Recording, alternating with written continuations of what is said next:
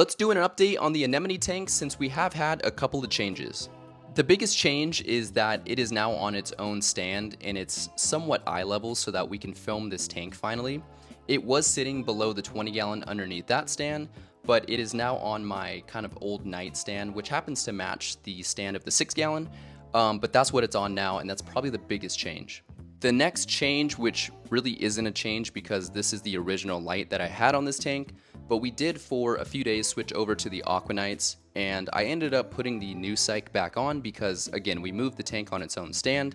and the Aquanites I think are a little bit too wide if we ran both of them over this tank, and we would need both of them because that equals about 60 watts, and this single new cyc K7 Mini is also 60 watts, so I think just running a single light over it is probably the best move, and I think it looks the best. As for the actual Anemone, it's not doing the best right now. We did just move